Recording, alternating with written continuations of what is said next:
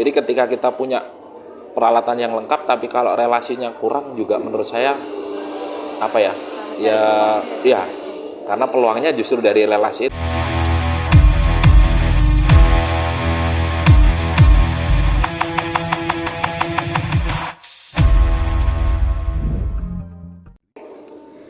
Selamat sore Bapak. Sore, Mbak.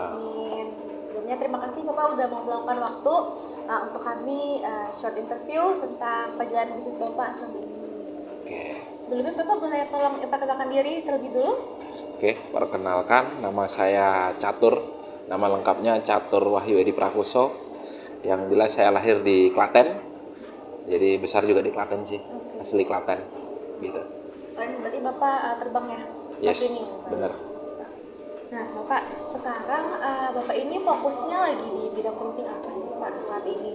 Kalau saat ini ya mungkin aku lebih ke merchandise sih kayaknya. Ya sebelumnya udah di cutting stiker, terus ke printing. Ya sama sekarang mulai merambah ke merchandise gitu sih.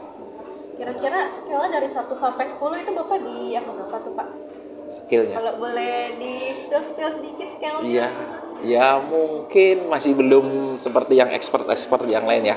Jadi paling masih di 8 mungkin. Oke, keren banget Pak teman ya. Nah, Pak, pengalaman apa aja yang Bapak dapat selama Bapak ada di bisnis printing saat ini? Yang paling berkesan boleh atau Bapak mau ceritain juga ups and down selama Bapak menggeluti bisnisnya? Gimana ya? Ya kalau dalam bisnis yang selama ini aku gelutin itu dari 2008 ya udah lumayan, dari cutting stiker sampai sekarang ke digital printing ya lumayan banyak prosesnya, dan dari situ juga mungkin jatuh bangunnya juga pasti ada.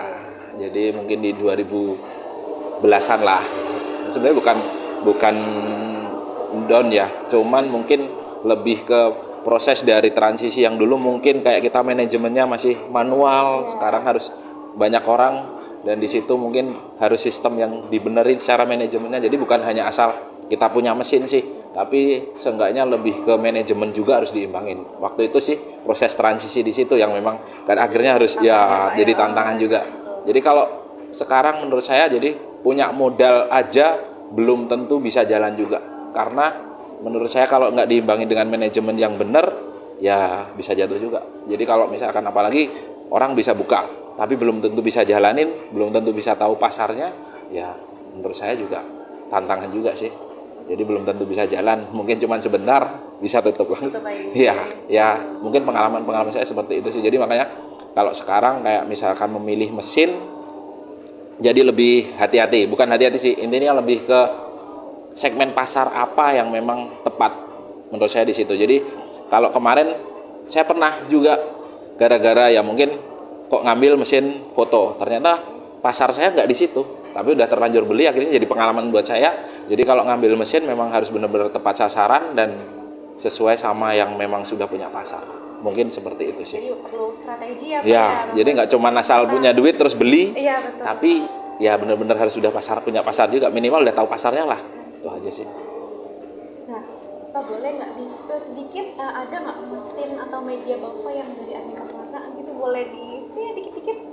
Ada sih, Epson dari aneka warna, terus mesin laminasi dari aneka warna juga, terus kemarin terakhir habis beli mesin Saga aneka warna juga gitu. Lumayan juga ya Pak ya? Ya lumayan. Nah, kalau dari Bapak gimana caranya agar tetap bisa terus bersaing ya Pak ya? Karena kan pasar saat ini itu kan semakin luas dan juga kita harus semakin kompetitif gitu. Ya, benar. Menurut Bapak gimana caranya kita bisa tetap fight gitu? Kalau aku untuk bisa tetap fight, yang jelas bangun relasi. Jadi memang itu jauh lebih penting. Jadi ketika kita punya peralatan yang lengkap tapi kalau relasinya kurang juga menurut saya ya karena peluangnya justru dari relasi itu. Jadi dari temen mungkin ada kebutuhannya apa, ya itu kita bisa masuk lah mungkin di situ. Nah, kalau dari Bapak sendiri harapan terbaik Bapak untuk bisnis yang Bapak jalani dan juga tips and trick untuk teman-teman yang baru mulai bisnis printing seperti Bapak? Ya mungkin sama dengan saya tadi ya.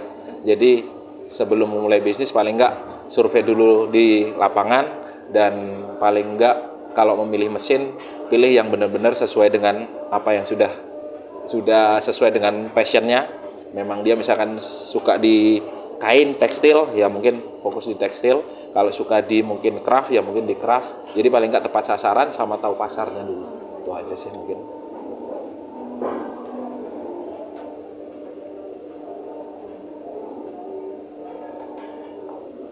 Oke, Pak, mungkin ya segitu sudah sangat insightful ya Pak ya untuk teman-teman juga, untuk kami juga. Siap. Terima kasih banyak Bapak sebelumnya. Oke. Semoga Bapak bisnisnya selalu makin sukses ya Pak ya. Amin. Makin besar namanya, scale-nya Amin. bisa jadi 100 ya Pak ya. Oke.